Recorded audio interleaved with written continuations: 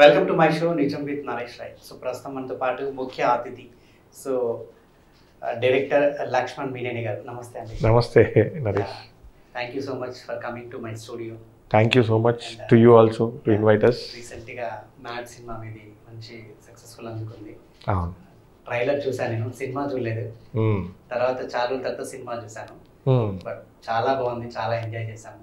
Okay. So mad అంటే ముందుగా ఈ మ్యాడ్ సినిమాలో అంటే మనం ఆర్టిస్టుల గురించి మాట్లాడుకుంటే present the world biggest reality show Bigg Boss season 5లో మీ హీరోయిన్ శ్వేత వర్మ గారు ఉన్నారు.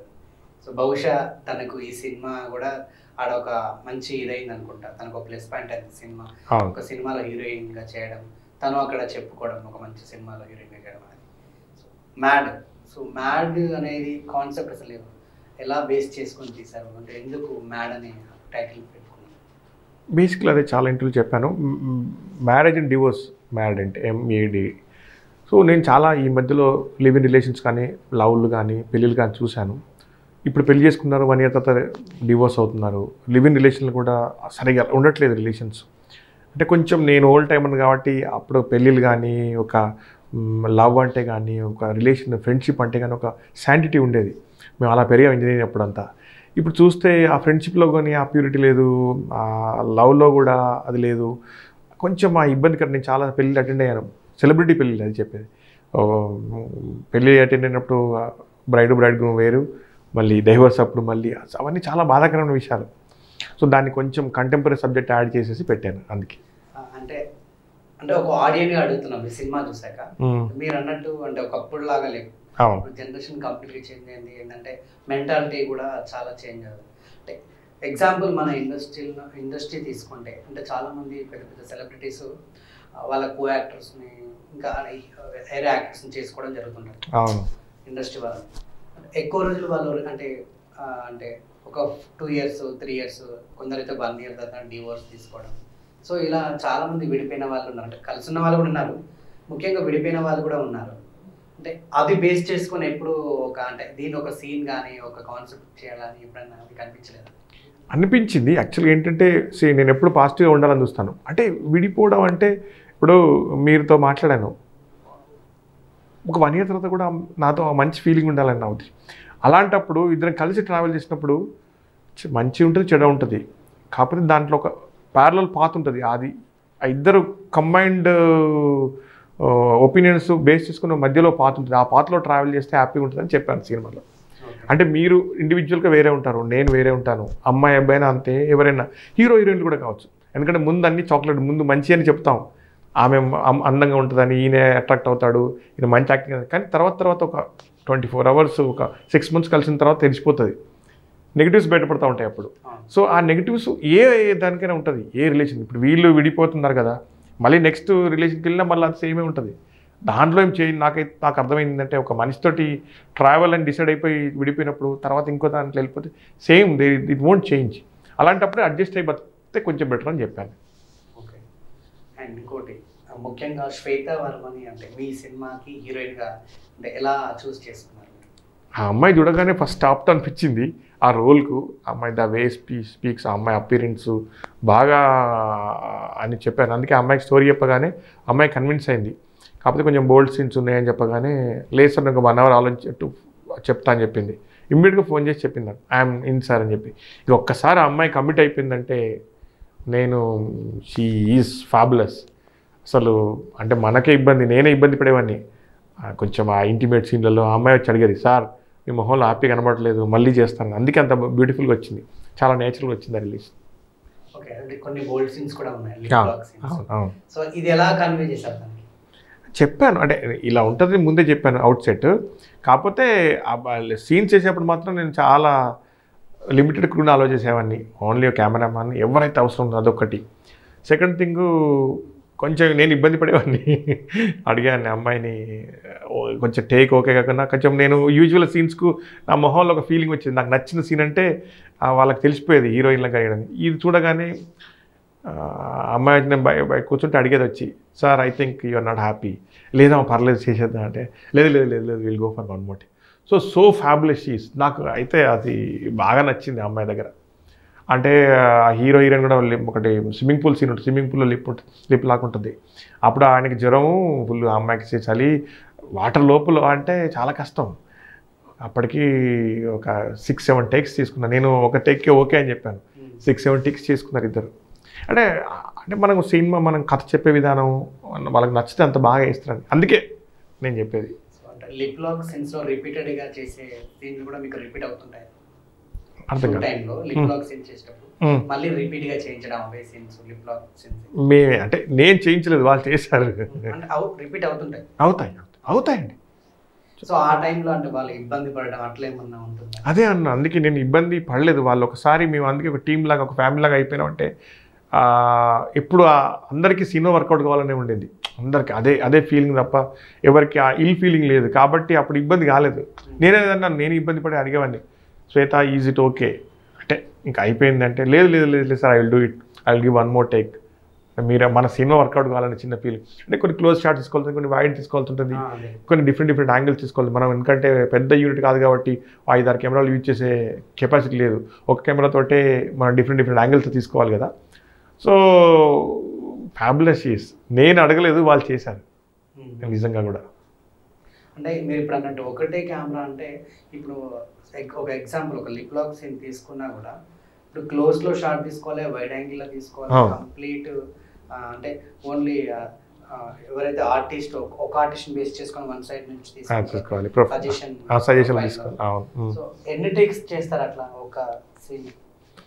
డిపెండ్స్ అండి. నాకు తెలిసిన వరకు మా సినిమా లిప్ లాక్ సీన్స్ ఒక 6 టేక్స్ చేసి ఉంటాం. And coming to Shweta Varma, so అంటే యాజ్ ఎ యాక్టర్గా తను ఎలా నటించింది మీ సినిమాలో? ఆ అమ్మాయి ఒక్కసారి కమిట్ అయిందంటే ప్రాణం పెట్టేసింది అమ్మాయి అంతే. ఇంకా ముందు ఒక్కసారి మేము వర్క్షాప్ కండక్ట్ చేసాము. వర్క్షాప్ 15 days చేసాం. 15 days మెయిన్ యాక్టర్లు ఇద్దరు హీరోలు తీసుకెళ్ళి మేము we stayed for 15 days cameramen. So వాళ్ళని షూట్ చేసాం రెక్కి. నేను కూడా కొత్త డైరెక్టర్ కదా, so I wanted to be doubly sure ఎలా ఉంటుందని. వర్క్షాప్ విషయానికి వస్తే అంటే ఏం చెప్పిస్తారు ఒక డైరెక్టర్ వర్క్షాప్ అంటే? వర్క్షాప్ అంటే ముందు స్క్రిప్ట్ రీడింగ్ ఉంటుందండి. స్క్రిప్ట్ రీడింగ్ తర్వాత సీన్స్ ఎవ్రీ డే ఒక 5-6 scenes ఎనాక్ట్ చేపిస్తాం ఒకటే కెమెరా. అంటే నాట్ లైక్ అలెక్స్ పెద్ద కెమెరా కాకుండా చిన్న కెమెరాతో. అంటే మనం ప్రొఫైల్లో కానీ ఈ యాంగిల్లో వైడ్లో ఎలా తీస్తే ఎలా వస్తుంది, వాళ్ళకి ఏమన్నా ఇప్పుడు 2-3 విషయాలు వర్కౌట్ అవుతుంది. మన సీన్ కన్వే చేద్దాం అనుకున్నది అది కన్వే అవుతుందా లేదా ఫస్ట్ మనం అనుకున్న పాయింట్. సెకండ్ థింగ్, ఆర్టిస్టులు ఎంత కంఫర్టబుల్గా ఉన్నారు. ఫస్ట్ ఆఫ్ ఆల్ ఇప్పుడు నేను లిప్ లాకో లేకుంటే కొన్ని సాడ్ సీనో కొంచెం హ్యాపీ సీనో ఆ అమ్మాయి బాగానే చేస్తుంది అనుకుంటుంది, కానీ కెమెరాలో వేరేలాగా ఉంటుంది అది. So we want to test it. అది వర్క్షాప్లో అది అవుతుందండి. అంటే మళ్ళీ సీన్ కూడా మేము ఒక్కోసారి స్క్రిప్ట్ ప్రతిసారి ఒక రోజు స్టోరీ మొత్తం ఒక హీరో ఒక హీరోయిన్ అలా చెప్తూ రావాలి టర్న్స్లో. సో వాళ్ళకి ఎంత అర్థమైంది సినిమా, నేను ఇప్పుడు మీ పర్స్పెక్టివ్ నాకు అర్థం కావాలి, దెన్ ఓన్లీ నేను I can become a good co actor. అలా వన్స్ వర్క్షాప్ చేస్తే ఇన్వాల్వ్మెంట్ అనేది ఎక్కువ ఉంటుంది, అర్థమవుతుంది. డెఫినెట్గా చాలా ఇంపార్టెంట్ అండి సినిమాలో వర్క్షాప్ కంపల్సరీ చేయించాలి. ఓకే, సో ఈ వర్క్షాప్లో అంటే మీరు అన్నట్టు అంటే ఈ ఎమోషనల్ సీన్స్ కానీ రొమాంటిక్ సీన్స్ కానీ లిప్ లాక్ సీన్స్ కానీ సో వర్క్షాప్లో కూడా ఇవి చేయిస్తారు? లేదు అంటే ఒక్కసారి మేము టెస్ట్ చేయించాము, అది కూడా చెప్పాను. దిస్ ఈస్ మీకు వాళ్ళిద్దరికి అండర్స్టాండింగ్ అయిపోయింది అనుకోండి. మెయిన్ ప్రొఫెషనల్ యాక్టర్తో ఉన్న అడ్వాంటేజ్ ఏంటంటే వాళ్ళు ఒకసారి కమిట్ అయ్యారనుకోండి.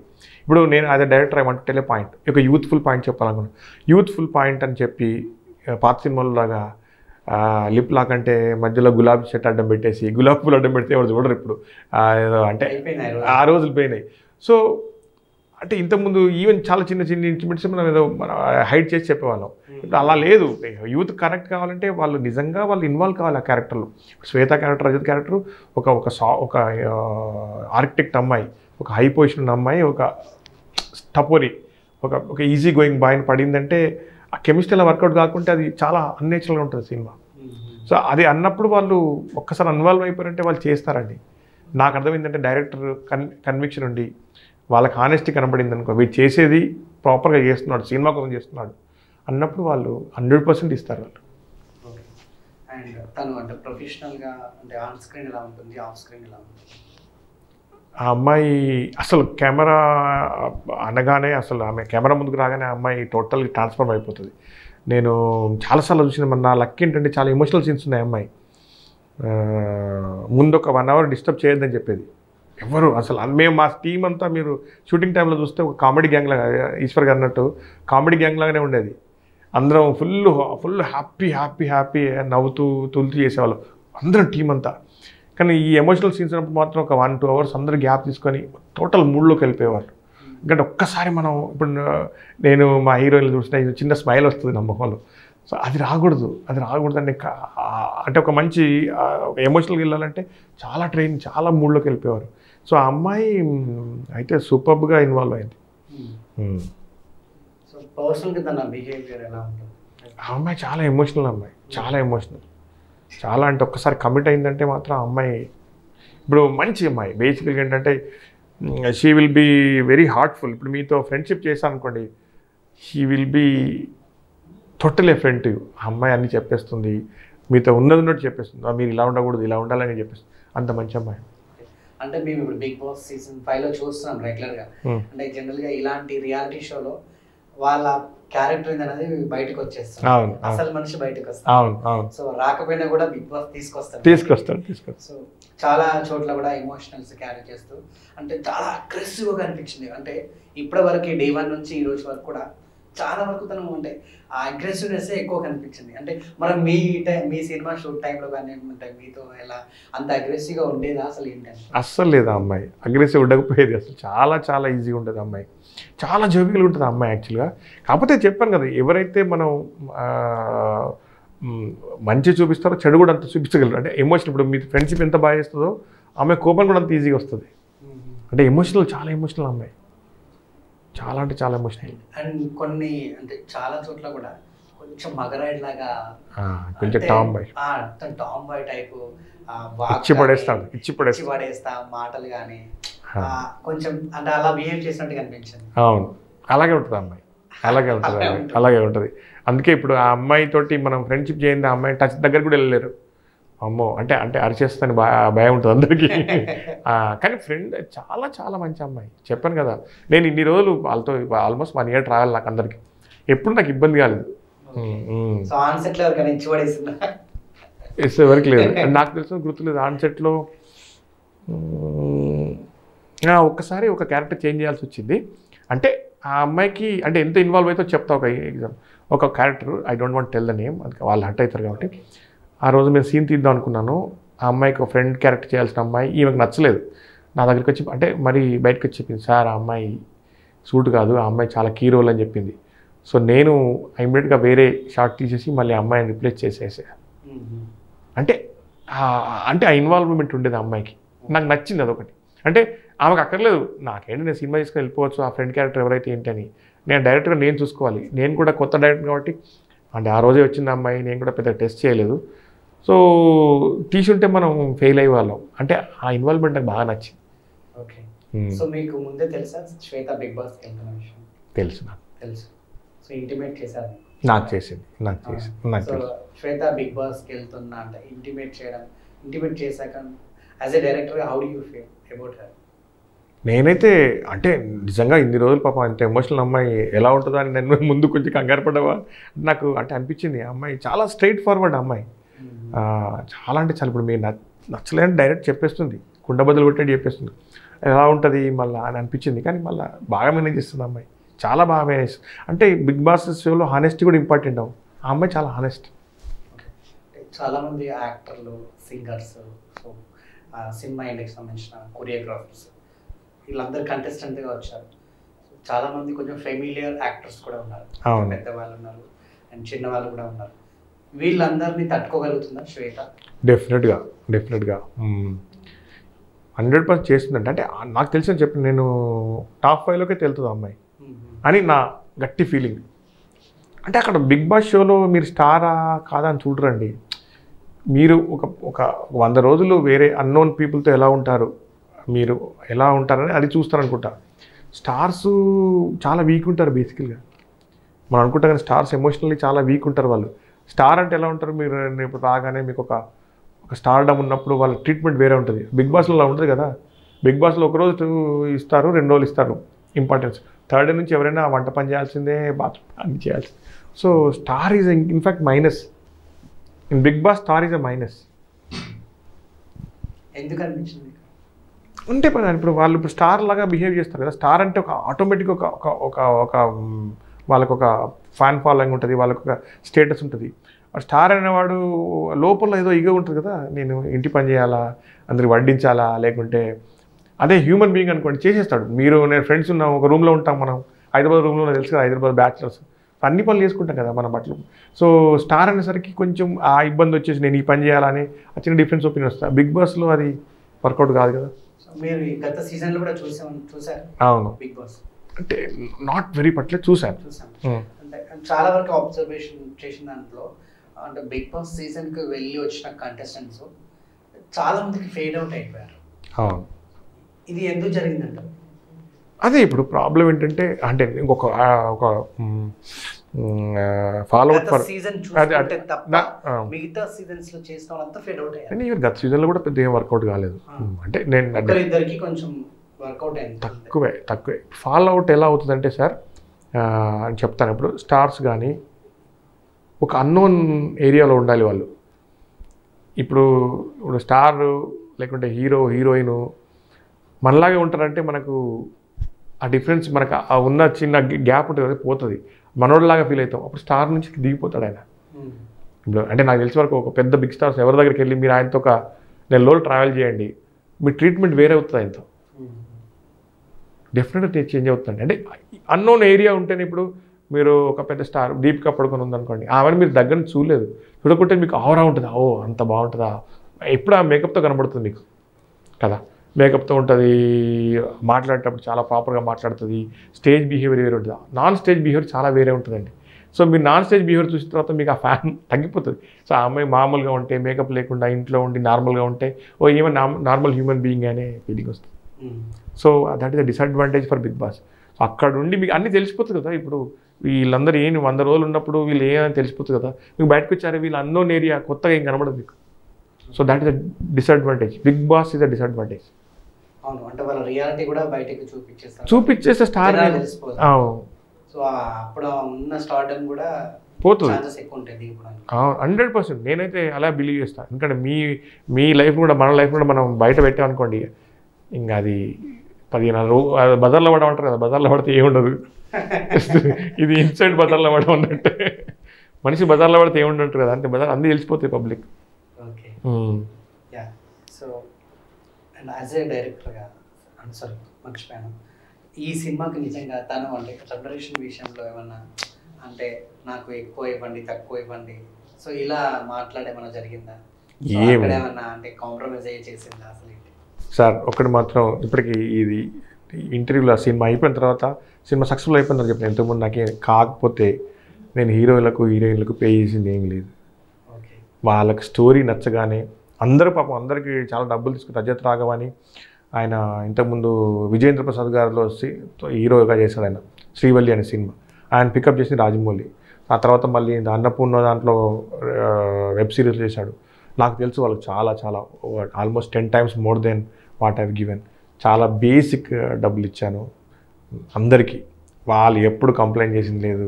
అసలు ఎవరు చాలామంది నన్ను డబ్బులు అడిగేవాళ్ళు కాదు. ఇది మీరు అస్సలు లేదు, నో వే. ఎస్పెషల్లీ హీరో హీరోయిన్లు అసలు nobody, in fact nobody. So as a డైరెక్టర్గా అవ్వడానికి మీరు ఎలాంటి స్ట్రగుల్స్ చేశారు, ఎలా స్ట్రగుల్ అవ్వాలి? అంటే ఫ్రాంక్ చెప్పంటే డైరెక్టర్ కావడానికి స్ట్రగుల్ చేయలేదండి నేను. నాది లేదు అంటే ఐటీఎస్ కంపెనీ నాది.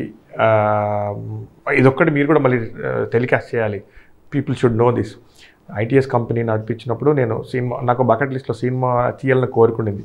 సినిమా తీస్తానని మా ఫ్రెండ్స్ చెప్పాను, సినిమా తీస్తాను 6 months 7 monthsలో కంప్లీట్ చేసుకుంటాను. సో సినిమా పేరు కూడా మ్యాడ్. సో ఏదో నా పని నేను చేస్తాను, చిన్న సినిమా తీస్తాను అనుకొని అని మాకు ఫ్రెండ్షిప్ గ్రూప్లు ఉంటాయి కదా, పెట్టాను. పెడితే ఇంకా మీకు తెలియదు, వితిన్ ఒక 1 monthలో నాకు 1.5 crore rupees వేశారు వాళ్ళు. అప్పుడు నాకు అసలు నేను అప్పటికి వాళ్ళకి ఒక చిన్న ఫోటో కూడా తీసి చూపించలేదు. Forgettable short cinema, forgettable story telling, ఎవరికి ఏమి తెలియదు, నువ్వు చేసేస్తావు అంతే, ఫ్రెండ్షిప్గా. సో ఇంకా తర్వాత బాధ్యత పెరిగింది. ఆఫీస్ కూడా ఫ్రీ, నాకు ఆఫీస్ ఫ్రీనే, ఫ్రెండ్ది ఆఫీస్ అది 2 years. లొకేషన్స్ ఫ్రీ, అసలు చాలా సపోర్టు. అందుకే కొంచెం ఈ సినిమా ఏదో నా కోరిక తీసుకుందాం అనుకున్నాను అంతే. ఆ సినిమా అంత పెద్దగా అయిపోయింది, సినిమా అంటే అంత పెద్ద లెవెల్కి వెళ్ళిపోయింది. అంటే మేము అందుకే కైలాష్ ఖేర్ గారి దగ్గరికి వెళ్ళాము. ఉన్నికృష్ణ గారు singers, top level singers, even Balasubrahmanyam గారు కూడా పాడుతూ అన్నారు, కానీ పాపం అప్పటికే ఆయన ఈ పాజిటివే. హేమచంద్ర గారు, మనీష్ ఎర్రబర్తిని, ఉన్నికృష్ణను, శక్తి శ్రీగోపాల్. అందుకే తన సైజ్ పెంచాం మేము. అంత అలెక్సా XT ప్రైమ్తో చేద్దాం అనుకోలేదు, మేము చిన్న కెమెరాతో 5D లెవెల్లో అనుకున్నాము. సో అలెక్సా XT ప్రైమ్కి వెళ్ళింది. టెక్నికల్ టీమ్ కూడా DTS కృష్ణ గారు, అన్నపూర్ణ మార్తాన్ వెంకటేష్ గారు ఎడిటరు. సో అప్పుడు పెంచాము. కానీ హీరోయిన్లు అప్పుడు సెలెక్ట్ చేసుకుని చేంజ్ చేయలేదు నేను. అంటే అదే నేను చెప్పాను, నేను అందుకే I just wanted drive to this cinema also. అంత బ్యూటిఫుల్ లైఫ్ బతుకుంటూ వచ్చాం. సినిమా తీయడానికి స్ట్రగుల్ చేయలేదు నేను. సినిమా తీసిన తర్వాత దాన్ని నిలబెట్టుకోవడానికి ప్రయత్నం చేశాను అంతే. ఇప్పటికి కూడా వాళ్ళందరూ very happy. So very great support. ఇప్పటికి కూడా అందరు సపోర్ట్ చేస్తారండి. అంటే మనం, అంటే నేను అదే చెప్పాను అనుకున్నాను, మనం ట్రూగా మనం బతికేస్తే చాలా సపోర్ట్ సిస్టమ్ ఆటోమేటిక్గా వస్తుంది. ఈ సినిమా ద్వారా మీరు ఏం నేర్చుకున్నారు? అంటే డిఫరెంట్, నాకైతే కొత్త ప్రపంచంకి వచ్చినట్టుంది. నేను ఒక కంఫర్ట్ జోన్లో లైఫ్లో బతుకుంటూ వచ్చాను. ITS కంపెనీ, నా సపరేట్ కంపెనీ, నేను చేసిన తర్వాత ఇదేంటంటే కొత్త క్రియేటివ్ పీపుల్ అనేసరికి వాళ్ళకు ఒక మెంటల్ స్టెబిలిటీ తక్కువ ఉంటుందండి. మీరు క్రియేటివ్ ఎలా ఉంటారంటే, మీకు ఈరోజు ఎక్కడికి వెళ్ళాలని గోవా అనుకుంటుండి, గోవా వెళ్ళాలనే ఫీలింగ్ ఉంటుంది. దాని తర్వాత వచ్చే ఎకనామిక్ ప్రాబ్లమ్స్ ఏంటి అవి మీరు ఆలోచించరు, వెళ్ళిపోతారు. ఆర్టిస్ట్ అంటేనే అలా ఉంటాడు. సో వీళ్ళని మనం కంట్రోల్ చేయాలి first. But as a team leader I know how to control. ఇంకోటి ఏంటంటే, ఏదైనా కొత్త విషయం నేర్చుకునేటప్పుడు మనం చాలా అనుకుతో, చాలా ఓపికతో చేయాలి. ఈ సినిమాకు నేను చాలా ఓపికతో చేశాను. కష్టపడని చెప్పలేను, చాలా ఓపిక. నేను ఎప్పుడు ఆ లైఫ్ స్టైల్ నాకు అలవాటు లేనప్పుడు ఆ అలవాటు చేసుకున్నాను. అండ్ చాలా హ్యాపీ యాక్చువల్గా. ఏంటంటే excited to do this movie. ఇంతకుముందు చేసిందంతా వేరే లైఫ్, ఇప్పుడు డిఫరెంట్గా 2 years is a different life. టోటల్గా ట్రాన్స్ఫార్మ్ అయిపోయాను నేను. సో సినిమాకి ఏమైనా బ్రేక్ డౌన్స్ వచ్చినాయా? కంటిన్యూస్గా వెళ్ళిపోయారా? సినిమా కంటిన్యూస్గా వెళ్ళిపోయాను. Corona is a break down అంతే.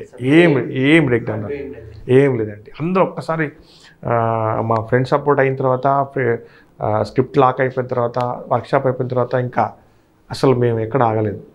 అంటే కంటిన్యూగా వేసుకుంటున్నాం. మార్తాన్ వెంకటేష్ గారు అన్నిటికంటే ఆయన ఫస్ట్ అసెస్ చూసి చాలా బాగా వస్తుంది, కొత్త సినిమా లాగా లేదు, గో హెడ్ అని చెప్పారు ఆయన.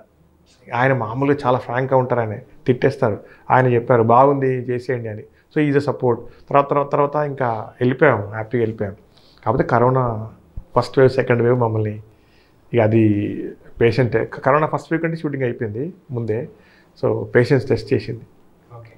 సో ఒక సినిమా చేద్దామని మీ కోరిక తీర్చుకుందామని చెప్పేసి ఈ మ్యాడ్ సినిమా కంప్లీట్ చేశారు. సో మళ్ళీ నెక్స్ట్ ఇలా వరుసగా సినిమాలు చేసే ఉద్దేశం ఉందా, లేదంటే బ్యాక్ టు యువర్ వర్క్? యాక్చువల్గా మ్యాడ్ కంటే ముందు అయితే లేదు. మ్యాడ్ కంటే ముందు ఒక సినిమా తీద్దాం చాలు, నా లైఫ్లో బిగ్ స్క్రీన్ పై పేరు చూసుకుందాం అనే చిన్న నా కోరిక, నా పర్సనల్ కోరిక. తర్వాత మా ఫ్రెండ్స్కు ఫస్ట్ షో వేసాగానే అందరూ చిన్న పార్టీ ఇచ్చేసి అందరూ హగ్ చేసుకొని, అందరూ కార్పొరేట్ పీపుల్, లేదు చాలా కాంప్రమైజ్ అయ్యి చాలా కష్టపడి తీసావు ఈ cinema, get ready for the next big cinema అని చెప్పారు. పెద్ద సినిమా ఇండస్ట్రీ పెద్దలు కూడా, నేను బయటకు వస్తాయి నేమ్స్ కూడా, వాళ్ళు చూసి చాలా అప్రిషియేట్ చేశారు. ఒక పెద్ద అంటే ఇంకా నేను ప్రాబ్లీ ఇంకొక సినిమా చేస్తున్నాను, స్క్రిప్ట్ పని చేస్తున్నాను. నేను ఇప్పుడు కొంచెం పెద్ద బ్యానరు, పెద్ద ప్రొడక్షన్ క్వాలిటీస్, స్క్రిప్ట్ స్టార్ట్ అయిపోయింది. అవునవును, ప్రీ ప్రొడక్షన్. మొన్నటి వరకు హంపీలో ఉన్నాను, స్క్రిప్ట్ రాసుకుంటున్నాను. అది మ్యాడ్ వాజ్ టోటల్ ఎక్స్పెరిమెంట్. ఇది కొంచెం జాగ్రత్తగా మ్యాడ్లో హంపీలో లొకేషన్స్ ప్లస్ స్క్రిప్ట్, కొంచెం మంచి క్యారెక్టర్, అంటే కొంచెం నోన్ యాక్టర్స్. ఇప్పుడు ఈ మ్యాడ్ అంతా కొత్తలో అండి. మ్యూజిక్ డైరెక్టరు, సినిమాటోగ్రాఫరు, నేను, everybody's new. So I don't know, let's see. నేను బ్లాస్ట్ కాదు, సినిమా అయితే తీస్తాను ఈసారి. కొంచెం అందులో ఉన్న లోపాలు అర్థమైనాయి. ఇప్పటికి మ్యాడ్ ఇంత నిలబడిందంటే కథ అందరూ బాగుందన్నారు. కొంచెం ట్రీట్మెంట్ ఇంకా బాగుండాల్సింది నాకు తెలుసు. సో ఇంకొక సినిమా నేమ్ నేను చెప్తాను తర్వాత. కామన్ జాబ్ చేసుకునే మీరు సినిమా తీయాలి, ఒక డైరెక్టర్ అవ్వాలి అనే అంటే ఆలోచన ఎందుకు కలిగింది మీకు? ఏదో అన్నారు కదా, పొద్దున్నే విన్నాను, మనకు మనసులో గట్టిగా ఉంటే పూరి జగన్నాథ్ అన్నారు కదా, అమితాబ్ బచ్చన్ సినిమా నేను గట్టిగా అనుకుంటే అయితే నేను అదే అన్ని ఏదన్నా చాలా ఆనెస్ట్గా, చిన్న ఊర్లో పుట్టాను కదా, చాలా హానెస్ట్ కోరికలు ఉండేవి. ఇంజనీరింగ్ చేయాలి, హైదరాబాద్లో సెటిల్ కావాలి, ప్లస్ అన్నీ చేసుకుంటూ వెళ్ళాను. ఎందుకు ఇది ఎందుకు ఉంచుకోవాలి అని చిన్న ఫీలింగ్ వచ్చింది. చేస్తా అనుకున్నాను, చేశాను. దాంట్లో నేను లక్కీ అనుకుంటాను. ఇప్పుడు హానెస్టీ ఆఫ్ థింకింగ్ అయితే ఉంది. సినిమా చేసినప్పుడు మాత్రం దానికి వర్క్ అయితే చేశాను గట్టిగా. ఓకే. సో ఎక్కడ అంటే మీరు పుట్టింది పెరిగింది ఎక్కడ? అదే మా సినిమా బ్యానర్ పేరు మొదల అని చిన్న ఊరు. ఇప్పటికి బస్సు కూడా ఉండదు ఆ ఊరికి. చాలా చిన్న విలేజ్ ఫ్రమ్ మంచిర్యాల డిస్ట్రిక్ట్. ఇంతకుముందు ఆదిలాబాద్లో ఉండేది, ఇప్పుడు మంచిర్యాల డిస్ట్రిక్ట్లో ఉంది. సో అక్కడ ఇంటర్మీడియట్ వరకు అక్కడే చదువుకున్నాను. తర్వాత ఇంజనీరింగ్ హైదరాబాద్, తర్వాత జాబ్ చేశాను 10 years, తర్వాత కంపెనీ స్టార్ట్ చేసి దెన్ అంటే పీపుల్తో చాలా చిన్న దగ్గర నుంచి చూసుకుంటూ వచ్చాను. నో నాదే కంపెనీ అంటే నాదే. అది అవునండి, ప్యారలల్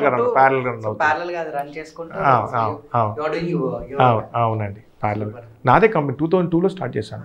అక్రాస్ ఇండియా మనకు ఆపరేషన్స్ ఉన్నాయి.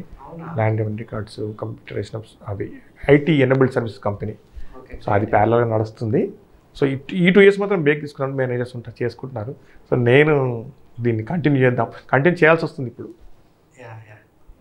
Great journey. చిన్న అంటే సినిమా చేద్దామన్న కోరికతోటి ఒక సినిమా తీశారు. అది ఇప్పుడు మిమ్మల్ని వేరే లెవెల్కి తీసుకెళ్తుంది. గ్రేట్ జాబ్ నిజంగా. అది మీ లక్ అనుకోవాలా, మీ ఫ్రెండ్స్ మీకు సపోర్ట్ చేయడం అంతా అయితే లక్కీ అండి. బేసికల్గా ఎస్పెషల్లీ నా సపోర్ట్ సిస్టమ్ చాలా బాగుండేది. నేను కూడా చాలా పూర్. ఇంజనీరింగ్ చేసేటప్పుడు కూడా ట్యూషన్ చెప్పి చదువుకున్నాను నేను. అట్ల నుంచి అక్కడి నుంచి జర్నీ స్టార్ట్ అయింది. ఎస్పెషల్లీ ఫ్రెండ్స్, మళ్ళీ చాలా మంచి ఫ్రెండ్స్ నాకు. I'm surrounded by very good people. So నాకు ఎక్కడ గ్యాప్ ఉండదు అనమాట. సో నేను ఏదో కష్టపడుతున్న ఫీలింగ్ రాదు. So after coming Bigg Boss house నుంచి మళ్ళీ తను బయటికి రాగానే మరి ఏమైనా సెలబ్రేషన్స్ ఉంటాయి? 100%. అదే షీఈ్ అవర్ గర్ల్. మేము అందరం వెరీ హ్యాపీ. మా టీమ్ ఈజ్ వెరీ హ్యాపీ. ఆ అమ్మాయి చాలా అంటే మేము అందరం ఫ్యామిలీ ఇంట్లో కూడా చాలా పార్టీలు అయ్యేది. చాలా అంటే ఆ అమ్మాయి మీకు తెలియదు అసలు. ఫోన్ మాట్లాడితే నేను 5 minutes తర్వాత ఆపేయమ్మా అని కంటిన్యూగా చెప్తుంది అమ్మాయి. 1/2 hour మాట్లాడుతుంది అంతే. అది నచ్చితే మాత్రం మీరు చంపేస్తుంది. సో ఎవరు మీ అభిమాన నటుడు? అభిమాన నటి అంటే అది చెప్పలే. అంటే ఇంతకుముందు ఫస్ట్ బిగినింగ్ అయితే కమల్ హాసన్ గారు, ఇంకా ఆ తర్వాత అందరూ. అంటే ఐ డోంట్ సీజన్కి ఒకరు మారుతూ ఉంటాను. Irfan Khan was my very good favourite actor. ఈ పాస్ట్ అవే పాపం. Irfan Khan was my one of the. Amitabh Bachchan definitely. ఇక తెలుగులో అయితే అందరూ బాగా చేస్తున్నారు కొత్తగా. అంటే అందరు stars majorly. Okay.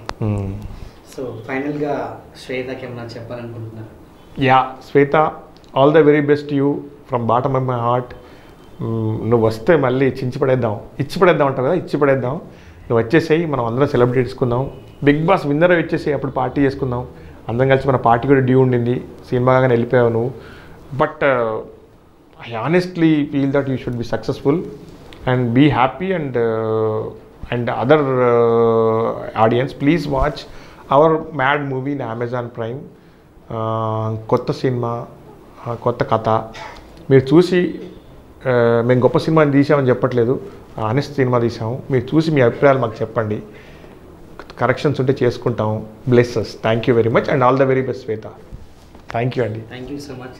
Wish you good luck and all the best for your upcoming project. Thank you very much. నేను మనస్ఫూర్తిగా కోరుకుంటున్నాను. సో ఇలాంటి సినిమాలు మీరు ఒక సినిమా 2 సినిమాలతో ఆపొద్దు. సో మంచి సినిమాలు కూడా మా ప్రేక్షకులు ఎప్పుడు మిమ్మల్ని అభినందిస్తూనే ఉంటారు, ఆదరిస్తూనే ఉంటారు. So good luck and all the best. మీలాంటి వాళ్ళు సపోర్ట్ అంటే డెఫినెట్గా చేస్తామండి. Thank you very much. Nice talking.